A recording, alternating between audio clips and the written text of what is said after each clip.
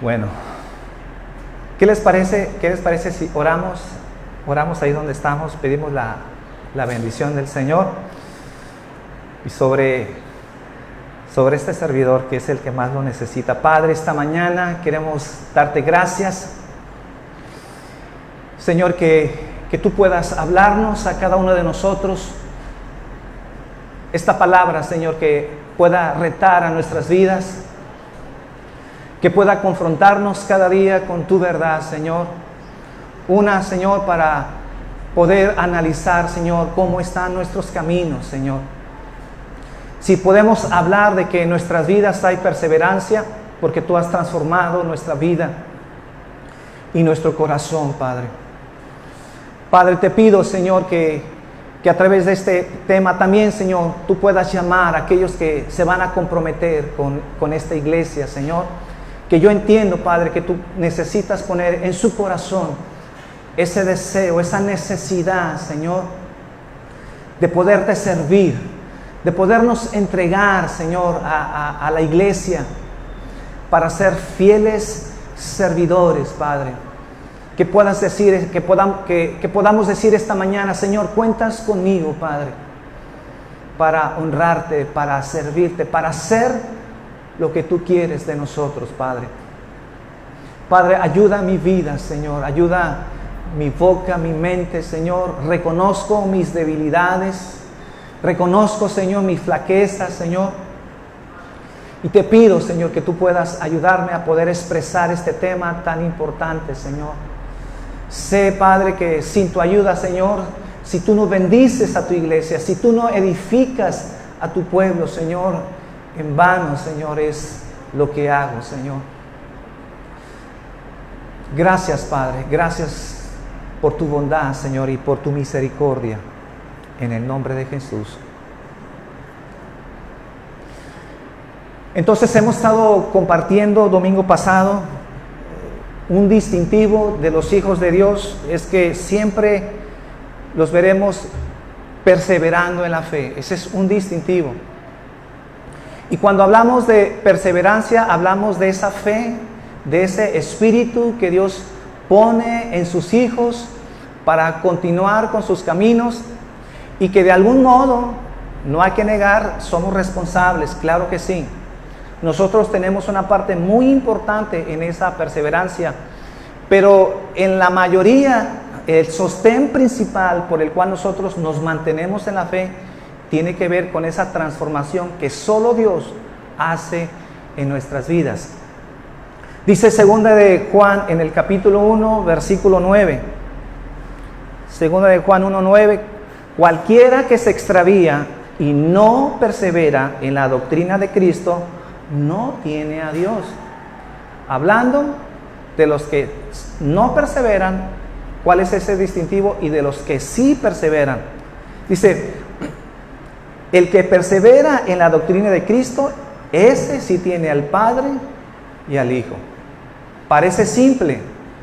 Parece, pues claro, el que persevera, pues claro que está en las cosas de Dios. No, si persevera es porque la obra de Dios, la obra de regeneración, Dios ha hecho en nuestro corazón y lo vamos a ver. Si no hay una obra de regeneración en nuestras vidas, entonces esa persona se va a extraviar, no va a perseverar en la doctrina de Cristo, y si no persevera en la doctrina de Cristo, dice aquí Juan, no tiene a Dios. Pero el que sí persevera en la doctrina de Cristo, dice, ese tiene al Padre y al Hijo.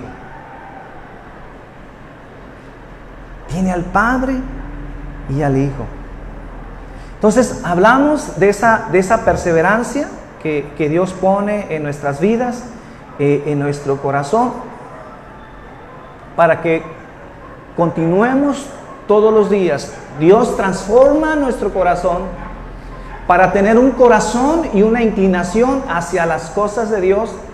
Ahora esa inclinación es algo parte de nuestras vidas. No es que Dios nos force, nos sintamos obligados o tengamos que hacer un esfuerzo sobrenatural, sino que ahora, como dice la Escritura, Dios ha puesto sus leyes en nuestros corazones.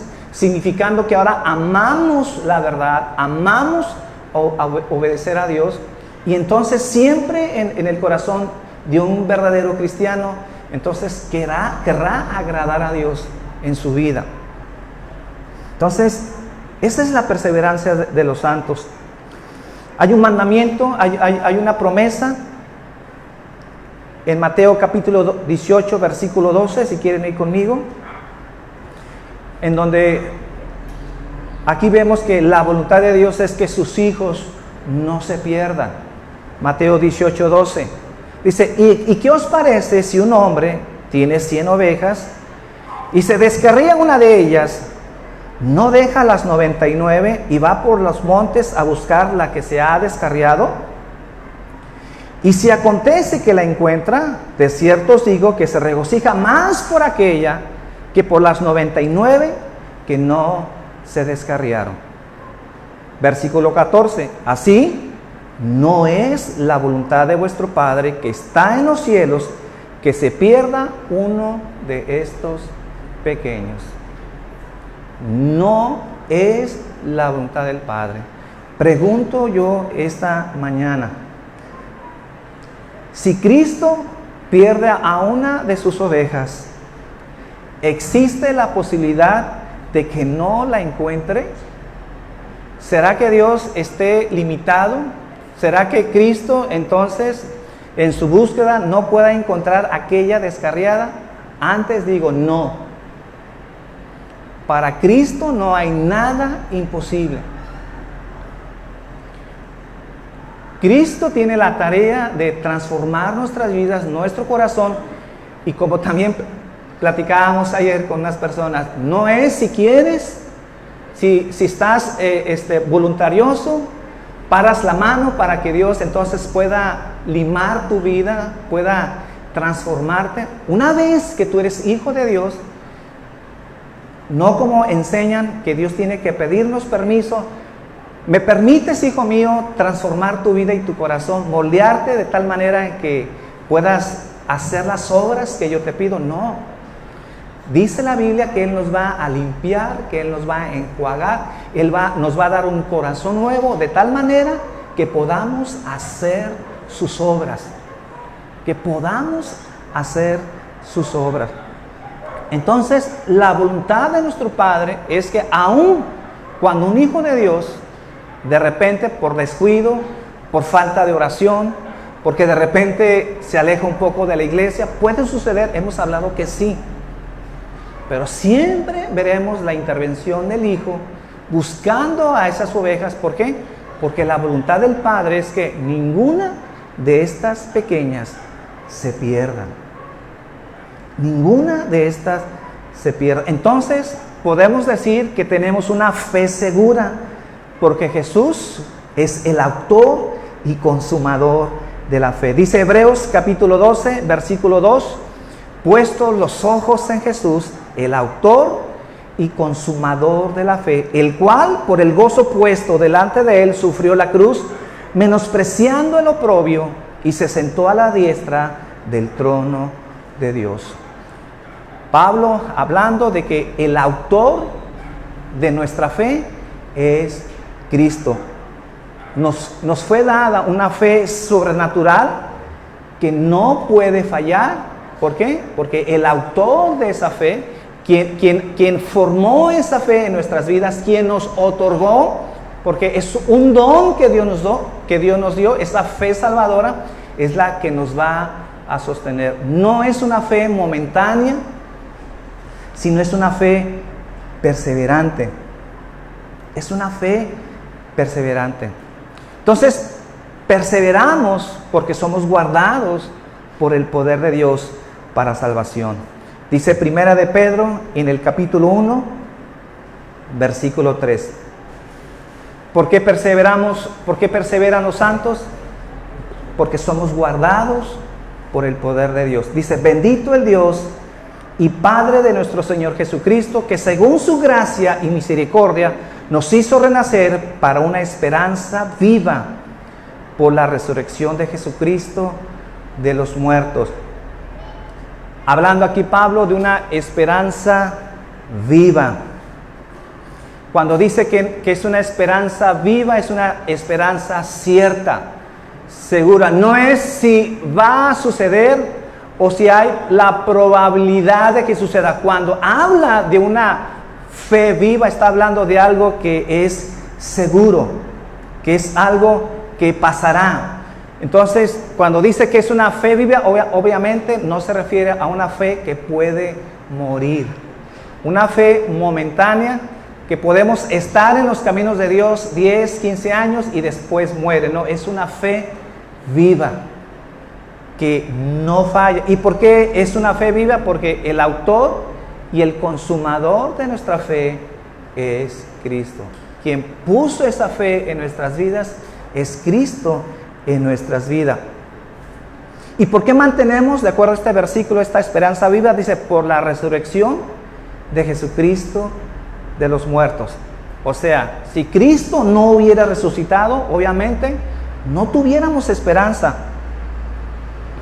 Como dice también la Biblia, comamos y bebamos que mañana moriremos.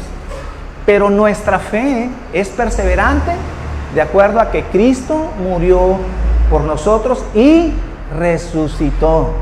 Y en base a esa resucitación, entonces, tenemos la garantía de que esa fe que Dios ha colocado en nuestras vidas va a perseverar.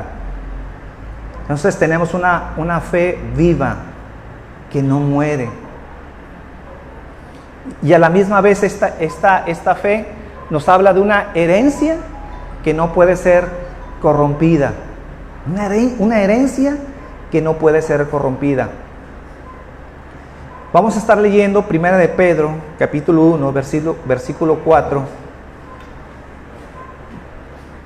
Vamos a estar leyendo hasta el versículo 9. 1 de Pedro, capítulo 1. Vamos a empezar desde el versículo 3. ¿Ya lo tienen ahí? ¿A quiénes les está hablando aquí Pedro? Muy importante esta carta. ¿A quiénes le está hablando? Si ustedes se fijan, en 1 de Pedro, en el versículo 2, ¿qué dice ahí?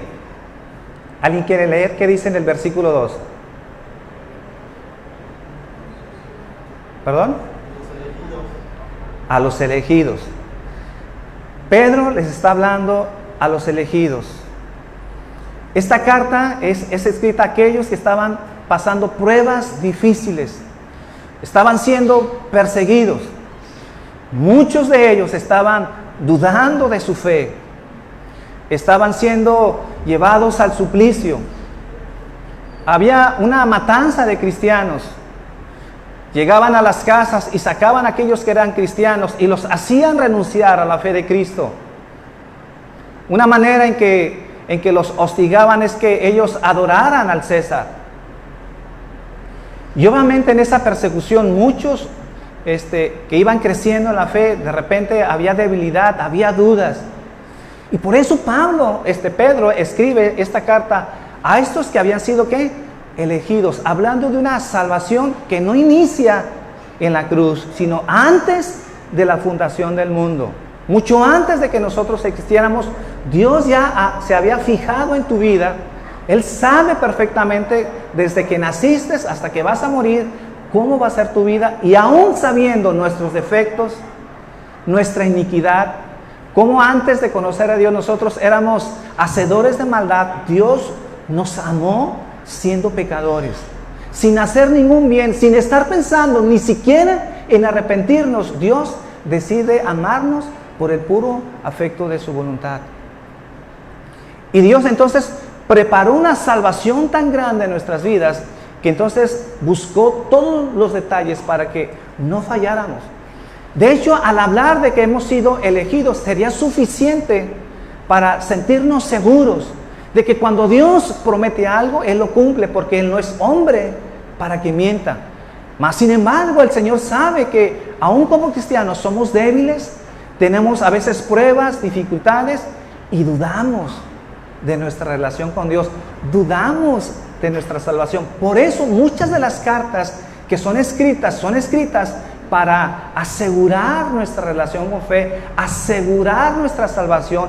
Y entonces nos dan señales y nos hablan de garantías por el cual nosotros podemos estar seguros pese a las persecuciones, a las pruebas, y que si aún dentro de esas persecuciones aún llegamos a perder nuestras vidas, aún tenemos segura nuestra salvación, porque podrán destruir nuestro cuerpo, podrán destruir nuestra carne, pero no pueden esclavizar y destruir nuestra alma.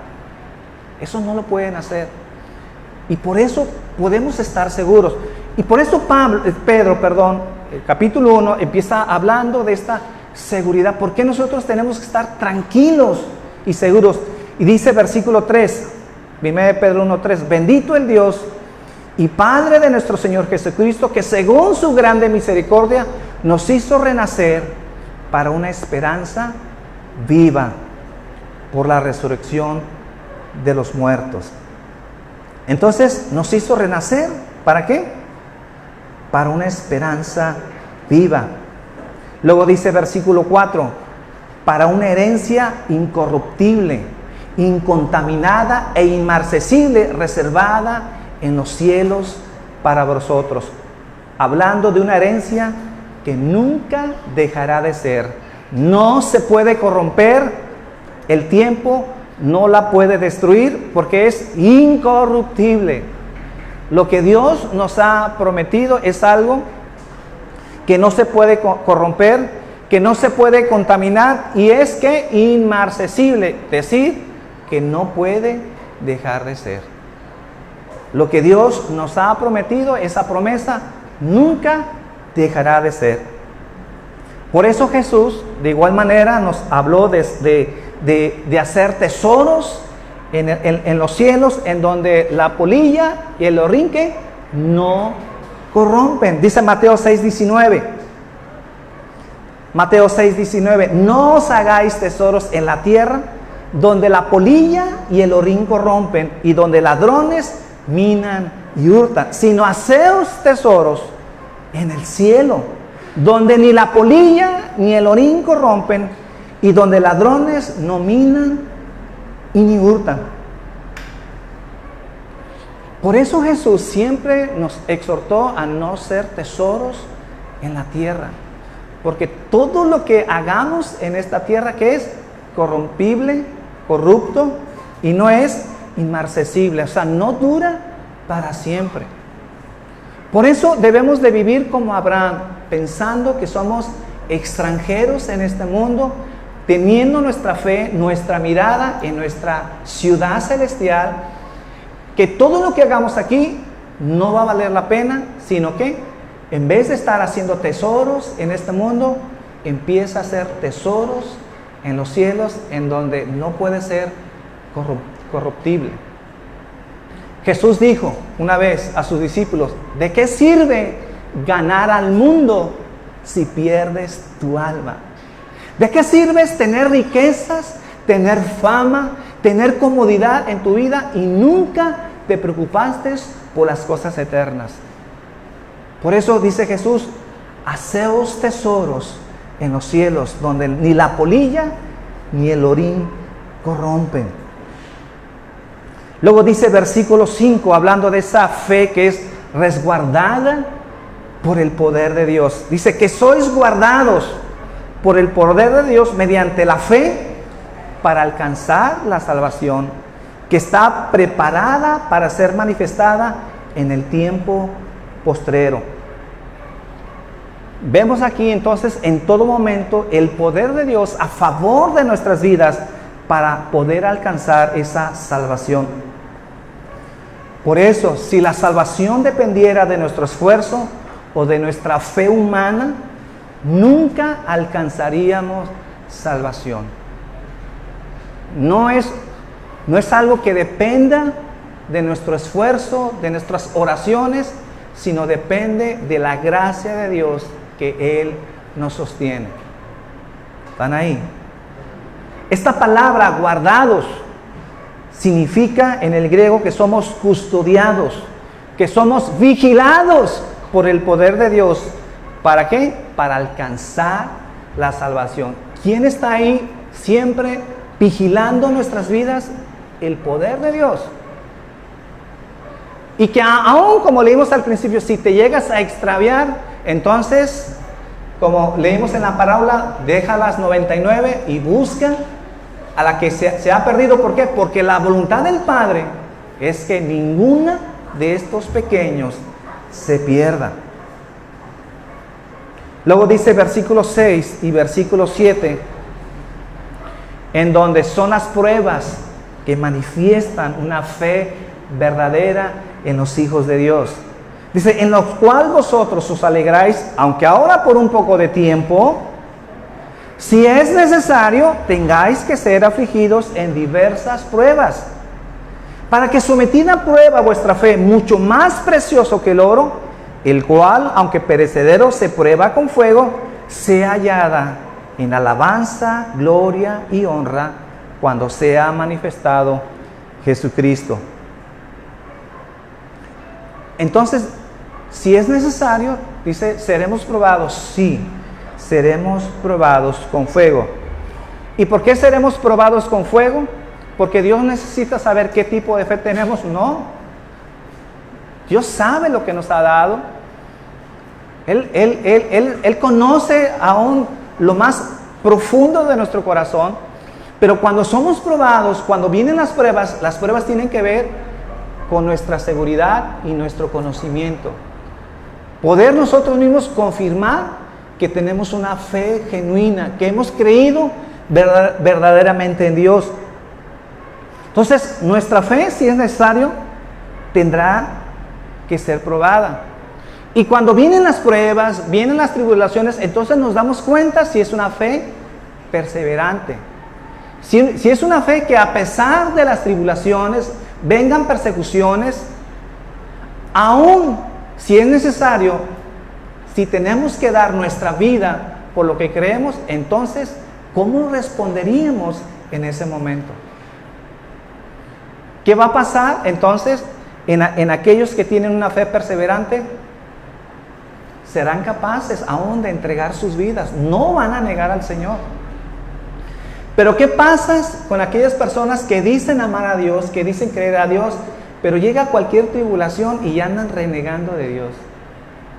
Es más, castigan a Dios, ya no vienen a la iglesia. No, ya no voy a la iglesia. Se ponen indiferentes con Dios porque dejan de orar. No, Dios, tú no eres como yo pensaba. A mí me dijeron que si me hacía cristiano, todo iba a ser felicidad, todo iba a ser bendición. Pero eso de las pruebas, de las persecuciones, que tendremos que ser probados, eso como que no va. ¿No? El verdadero cristiano aún, dice, como decía el Nuevo Testamento, aún tenían por gozo, se sentían privilegiados por padecer por el nombre del Señor.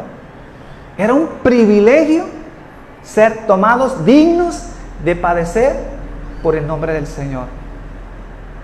Entonces, cuando somos probados, solamente confirma si tenemos una fe genuina. Y aquí pone que esa fe es mucho más preciosa que el oro. Dice, el cual, el oro, aunque es perecedero, se prueba con fuego. Y a final de cuentas, cuando se prueba el fuego, se prueba el oro, si es genuino, una de las maneras es a través del fuego. ¿Y qué hace el fuego? ¿Transforma el oro? ¿Lo hace oro? No. Solamente que confirma que es oro. Una prueba, una tribulación, no hace al metal oro, sino simplemente confirma que sí lo es. ¿Qué está diciendo aquí Pedro? Igual, cuando somos probados, cuando vienen las pruebas, las dificultades, entonces solamente las pruebas demuestran que tenemos una fe verdadera en las cosas del Señor. Que pase lo que pase, que somos personas que hemos cargado nuestra cruz, que nos negamos a nosotros mismos y que si aún tenemos que ir al suplicio, no vamos a negar al Señor. ¿Por qué? Porque tenemos una fe segura en el Señor, una fe en donde el autor y consumador de la fe es Cristo. es Cristo en nuestras vidas.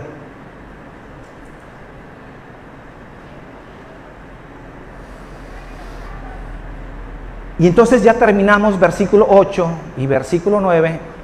¿Cuál es el resultado de esa fe perseverante? Dice versículo 8 y versículo 9. A quien amáis sin haberle visto, en quien creyendo, aunque ahora no lo veáis, os alegráis con gozo inefable y glorioso, como usted y yo, que nunca hemos visto a Cristo, que nunca tuvimos el privilegio de poderlo contemplar, de poderlo saludar, de poderlo abrazar, de poderle preguntar. Pero más sin embargo, en varias partes de la Escritura nos dicen que aunque no lo hemos visto, aunque no hemos contemplado con nuestros ojos a Cristo, dice, nos podemos alegrar con gozo inefable y glorioso, dice, obteniendo el fin de vuestra fe, que es la salvación de vuestras almas. Si hay una fe perseverante, entonces estamos hablando, como leímos en 2 de Juan, aquel que persevera en la doctrina de Cristo, este es de Dios. Este es de Dios. Si hay una fe perseverante, entonces, ¿cuál será el fin de esa fe? Nuestra salvación, que es resguardada por el poder de Dios. Entonces, hermanos, podemos hablar que tenemos una fe en la cual no podemos avergonzarnos de esa fe, que estamos seguros, que no somos cristianos tontos, que no somos cristianos como muchos dicen, que nos vienen y nos lavan la cabeza, sino sabemos en quién hemos creído. Y podemos gozarnos y podemos gloriarnos, aunque no hemos visto al Señor, tenemos una fe viva, una esperanza viva en nosotros, en la cual no nos van a dejar avergonzados. Dice Romanos 5:5. Romanos 5:5. Y la esperanza no avergüenza, porque el amor de Dios ha sido derramado en nuestros corazones por el Espíritu Santo que nos fue dado. Entonces tenemos esta esperanza porque es una promesa de Dios. Y Dios, uno de sus atributos es que Dios es verdad. Dios no miente. Cuando Dios da su palabra, Él la cumple. Si Dios dice algo, entonces Él la va a cumplir. Podemos hablar entonces de una fe en donde no seremos avergonzados. Dice Tito en el capítulo 1, versículo 1. Tito 1:1. Pablo, siervo de Dios y apóstol de Jesucristo, según la fe de los elegidos de Dios y el pleno conocimiento de la verdad, la cual es según la piedad, basada en la esperanza de la vida eterna, que el Dios que no miente prometió desde antes, desde el comienzo del tiempo. Entonces, tenemos una fe y esta piedad basada en la esperanza de la vida eterna, de la salvación, que el Dios que no miente prometió desde antes del comienzo del tiempo. ¿Cuántos pasajes de las Escrituras hablando de esa salvación que comienza en la eternidad? No es nada nuevo. Dios lo tenía preparado. La Trinidad hablando de sus escogidos, de aquellos que serían salvos, y que Dios, sabiendo de antemano que no somos dignos, que no tendríamos manera de salvarnos, por el puro afecto de su voluntad nos escogió, nos dio una fe perseverante, y a cual, hablando aquí Timoteo, que esa esperanza de vida eterna está basada en ese Dios que cuando Él habla, Él no miente. ¿Por qué podemos hablar de nuestra salvación como algo segura? Porque está basada en la palabra de Dios, que Él cuando dice algo, no miente. Él no miente. Entonces esta esperanza no puede fallar porque es segura y es firme. Vaya conmigo al libro de Hebreos, capítulo 6, versículo 13. Hebreos 6:13. ¿Están ahí? Hebreos 6:13. Vamos a leer hasta el versículo 20. Vamos a leer algunos versículos. Pero quiero que pongan atención lo que vamos a leer. ¿Por qué decimos que esta esperanza no puede fallar? Porque es segura y firme. Porque cuando Dios hizo la promesa a Abraham, no pudiendo jurar por otro mayor, juró por sí mismo, diciendo: de cierto te bendeciré con abundancia y te multiplicaré grandemente. Y habiendo esperado con paciencia, alcanzó la promesa. Porque los hombres ciertamente juran por un mayor que ellos, y para ellos el fin de toda controversia es el juramento para confirmación. Hablando de los hombres, ¿cómo demostramos que nuestra palabra es segura? ¿Cómo demostramos que estamos diciendo la verdad? Bueno, en aquel entonces era jurar, ¿sí o no? Y juraban por algo que fuera mayor que nosotros. Entonces, obviamente puede haber muchos juramentos de muchas maneras, pero siempre tratando de entablar una garantía mucho mayor que la que nosotros estamos hablando, ¿verdad? Entonces, ¿qué se hacía? Se juraba. Y obviamente en aquel entonces también se empezaba a jurar por Dios. ¿Cómo asegurar que lo que tú estás prometiendo lo vas a llevar a cabo? Bueno, es que te lo aseguro en nombre de Dios. Se solía decir eso. O sea, comprometíamos a Dios, estamos diciendo que en realidad tenemos esa garantía, que ponemos por testigo a Dios que lo que estamos diciendo es verdad. Aunque nosotros sabemos, y la Biblia nos enseña, que nosotros no debemos de jurar para sostener nuestra palabra, sino todo lo contrario. Hay que hacer que nuestra palabra valga. Es más, debería de ser tan firme nuestra palabra que ni siquiera deberíamos tener necesidad de firmar nada, ningún documento. Pero ¿qué pasa con nuestra palabra? Muy fácilmente se la lleva el viento. Prometemos algo y no cumplimos. Nosotros mismos hacemos que nuestra misma palabra no tenga peso, no tenga valor. Por eso hoy en día, si tú vas a Coppel y te quieres sacar un ventilador, no le puedes decir: oiga, me voy a llevar el ventilador, no le voy a firmar nada, pero yo se lo voy a pagar. Cada 15 días fielmente voy a estar viniendo, y olvídese, usted va a tener un cliente bien cumplidor. ¿Usted cree que lo dejen sacar un ventilador así? Nadie. ¿Y por qué no lo hacen? Porque no confían en la palabra del hombre. Porque por mucho que tú digas que vas a cumplir, y que eres una persona honesta, que eres una persona que no mientes, que eres una persona confiable, tienes que firmar, tienes que poner una garantía. Pero yo estoy hablando de todo esto porque aquí estamos hablando como si Dios fuera un hombre. Entonces Dios garantizó, pero no por Él. No porque Dios no cumpla su palabra. Dice, vamos a leer versículo 17: por lo cual, queriendo Dios mostrar más abundantemente a los herederos, o sea, queriendo mostrar más abundantemente a los herederos de la promesa, la inmutable de su consejo, interpuso juramento, para que por dos cosas inmutables, en las cuales es imposible que Dios mienta. ¿Cuáles son esas dos cosas inmutables? Su palabra, su juramento. Pero Dios no necesita jurar, mis hermanos. Es lo que quiero que entiendan en esta mañana. Dios no necesita jurar por nada, pero lo hizo, como leemos aquí, solamente para mostrar más abundantemente a los herederos la promesa inmutable de su consejo, de su palabra, lo que Él promete.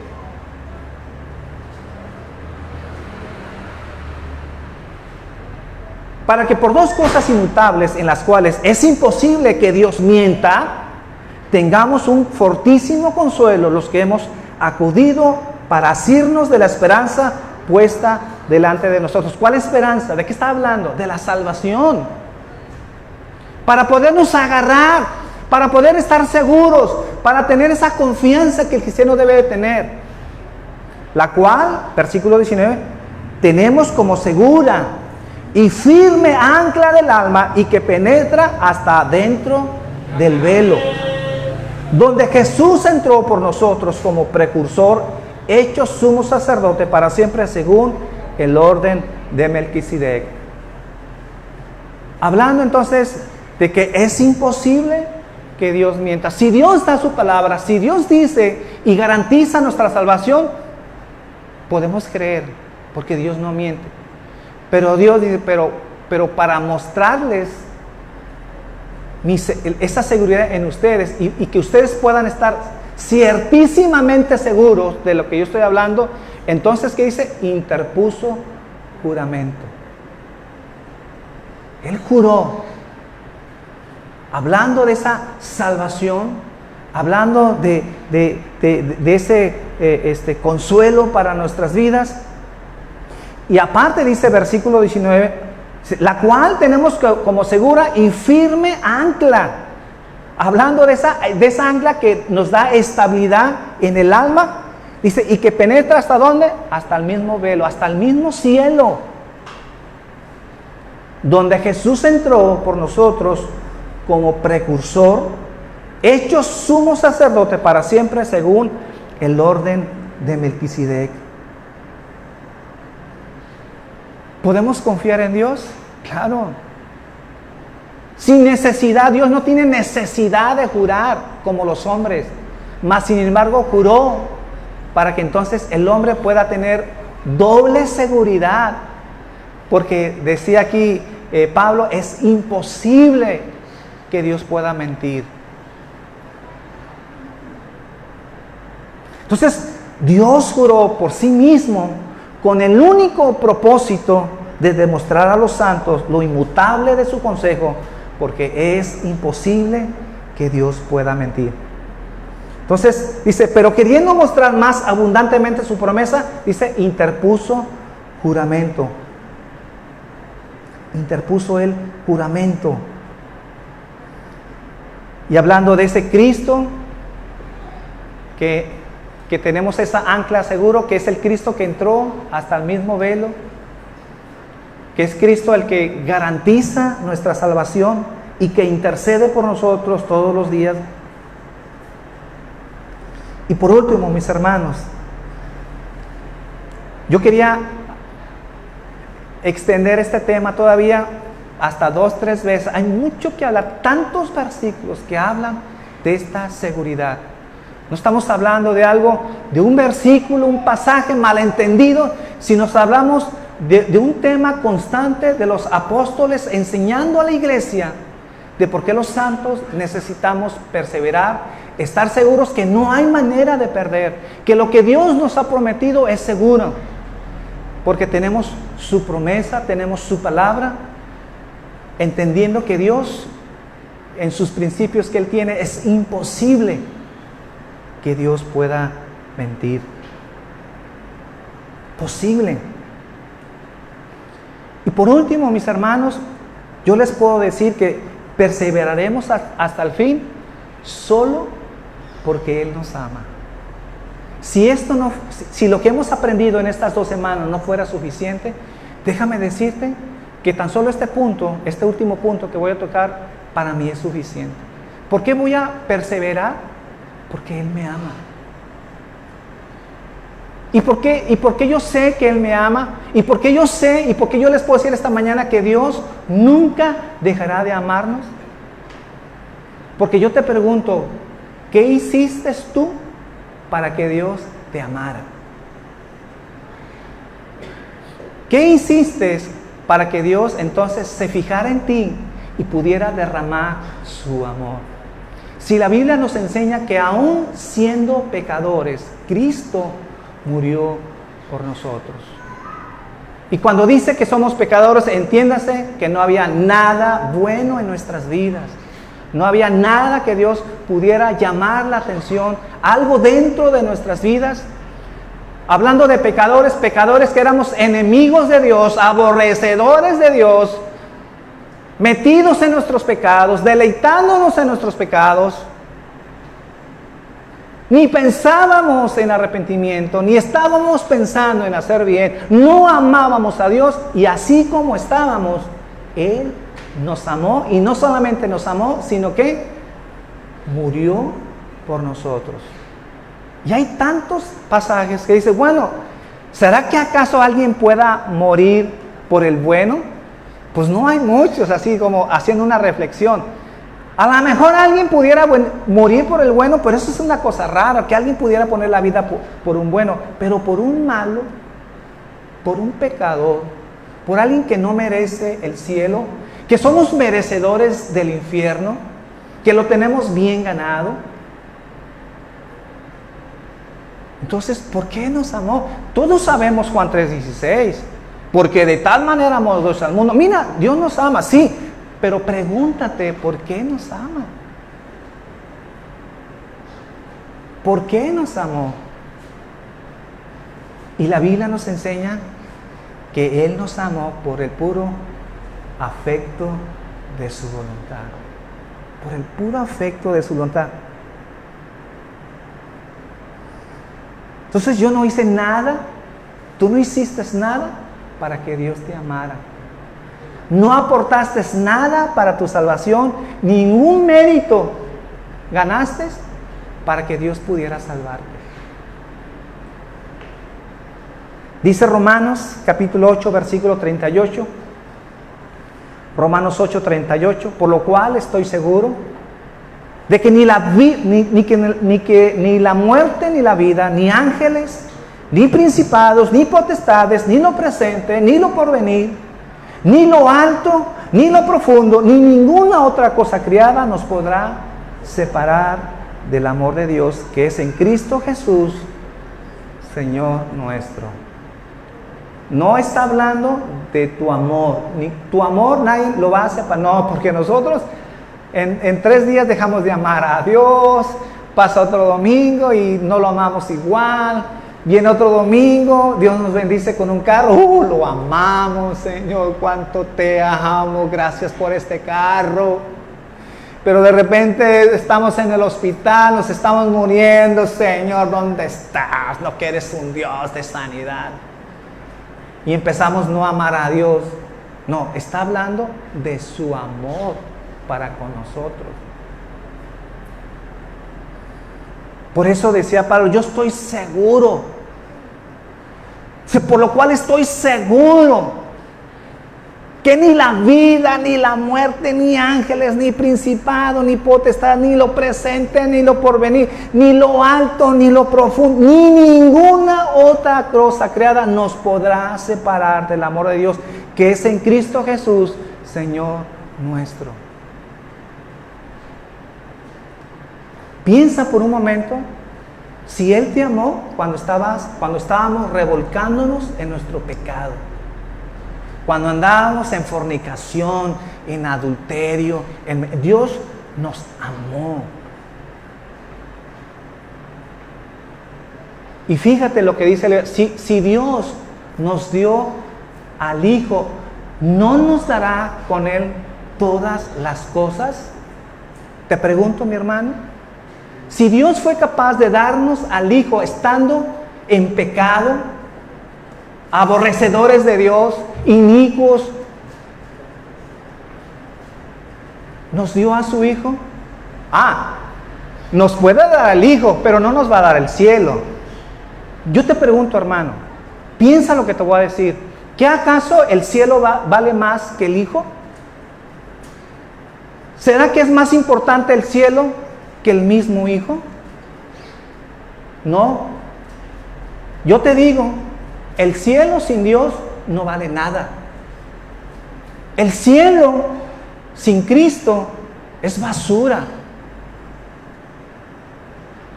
Entonces, no, ¿cómo Dios nos va a dar salvación? No, la tenemos que ganar y nos tenemos que esforzar y tenemos que echarle todas las ganas para ganarnos esa salvación tan grande. Nuestra justicia, como hablamos el domingo pasado, tendría que ser igual que la de Dios.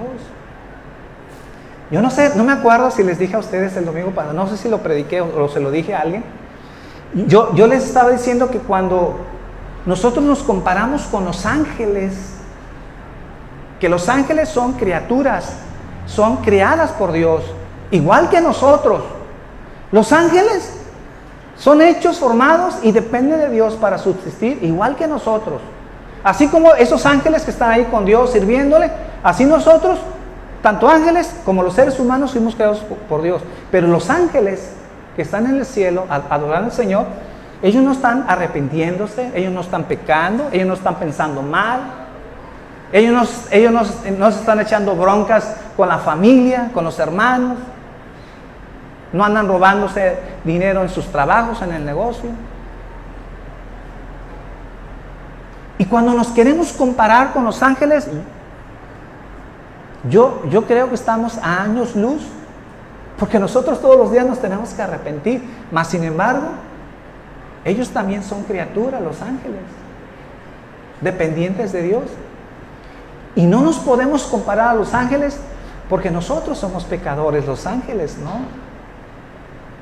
Y los ángeles, siendo ángeles, que viven en la santidad, en la pureza, que no están teniendo pensamientos inicuos ni pecados, cuando los ángeles se comparan con Dios, no hay manera de que los ángeles se comparen con Dios. Porque Dios es incomparable. Si nuestra justicia por lo menos llegara como la de los ángeles, nos faltaría años luz, infinitamente imposible ganarnos la salvación. Ojalá fuéramos como los ángeles, que no practican, que no están pecando, que no andan ahí arrepintiéndose de sus pecados. Esos ángeles, con toda su justicia, que es perfecta, aún no merecen el cielo si no es por la gracia de Dios.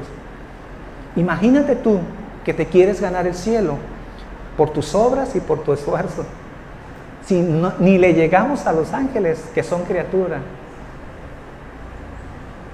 Por eso yo les digo, si nos dio al Hijo, que vale más que todo lo que pueda haber en esta vida, ¿cómo no nos dará con Él todas las cosas? ¿Y cómo nos los dio? Cuando le amábamos, cuando le amabas, murió por ti porque tú le dijiste, te voy a amar si mueres por mí. Ni le habíamos prometido nada a Dios, ni le amábamos, ni pensábamos en Dios. Y Dios estaba pensando desde la eternidad morir por nosotros. Nos amó. ¿Y cómo nos amó? Dice la Biblia, con amor eterno. Termino versículo 32. El que no escatimó ni a su propio Hijo, sino que le entregó por todos nosotros, ¿cómo no nos dará también con Él todas las cosas?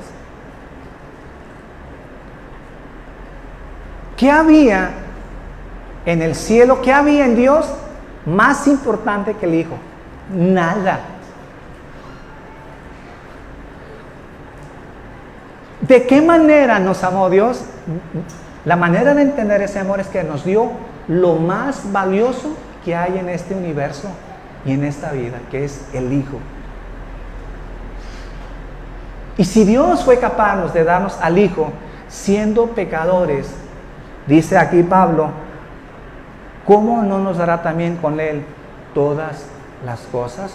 ¿Y de qué está hablando Pablo? Si ustedes leen todo el capítulo 8, todo el libro de Romanos, hablando de esa salvación tan grande, de esa justificación que Dios nos da a cada uno de nosotros.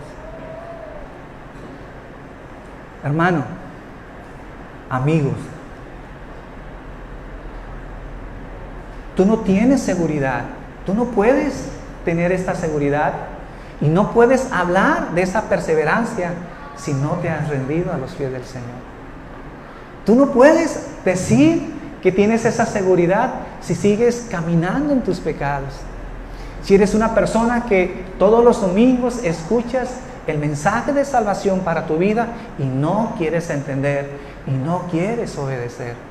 A mí me entristece ver tanta gente dándose al mundo, dándose a las cosas materiales y no tienen tiempo para el Señor. Mis hermanos, escuchen lo que Jesús dijo. No hagan tesoros en la tierra. No se afanen en esta vida. Esta vida estamos de paso. Por mucho que tú acumules, por muchas riquezas que tú hagas, nada te vas a llevar. Termino diciéndote esto, lo que ya dijo. ¿De qué te sirve que ganes el mundo si pierdes tu alma? ¿De qué sirve? Hablamos de perseverancia para aquellos que han nacido de nuevo, que Dios les ha dado la oportunidad de renacer sus vidas para tener esta salvación tan grande. ¿Quiere ponerse de pie, por favor, conmigo? Vamos a orar.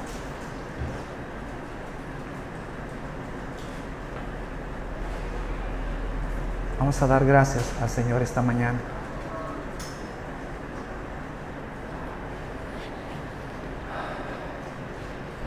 Cierra tus ojos.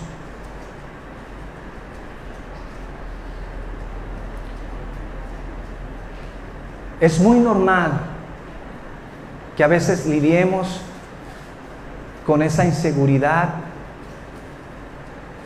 que sentimos porque vienen a nuestra mente esos dardos de no sentirnos salvos. Casi siempre cuando tenemos problemas de esa seguridad, casi siempre están relacionadas porque no estamos bien. Y aunque hemos aprendido de esta seguridad, de esta salvación, de esta fe verdadera que Dios pone en sus hijos, nadie puede tener seguridad cuando no estamos bien con Dios. Y aunque tal vez eres una persona que Dios te ha salvado verdaderamente, no eres feliz porque sabes que no estás bien, porque has descuidado tu vida espiritual. Pero yo creo que esas sensaciones, esas luchas que tenemos en nuestras vidas nos deben hacer reflexionar, nos deben hacer volver al Señor, que no ganamos nada cuando estamos separados de Dios. Pero también, mi amigo, si tú tienes esa inseguridad constante en tu vida, porque tú sabes que no eres amante de Dios, que eres una persona que constantemente practicas el pecado, vives lejos de Dios, en realidad estás seco, no hay vida en tu ser. Mi hermano, mi amigo, Dios está llamando. La salvación es para aquel que escucha el mensaje. Dice que cuando alguien se acerca a Él no rechaza a nadie. Las puertas están abiertas. Y hoy es el día de salvación. Hoy es tu día, mi amigo. Tienes que quebrantar tu corazón, quebrantar tu vida, arrepentirte de tus pecados, entender que sin Dios no puedes hacer nada. ¿Cómo tener seguridad si no tienes salvación? Esta mañana, Padre, yo oro por aquellos que no te conocen, por aquellos, Padre, que tú sigues hablando a sus vidas por años, por meses, y que hoy, Señor, que pueda llegar esa salvación a las vidas de estas personas, Señor. Y aquellos, Padre, que tú has salvado, Padre, que podamos afirmar esta seguridad, como hemos aprendido, es imposible, Señor, que lo que tú has prometido, es imposible, Señor, que tú mientas. Estamos seguros por lo que tú has hablado, por lo que tú has dicho, Señor. No necesitamos nada. Tu palabra basta, Señor. Mas, sin embargo, interpusiste juramentos, Señor, para que por dos cosas es imposible que tú mientas, Señor. Y así lo creemos esta mañana, Señor. Así lo creemos, Padre. Te damos gracias.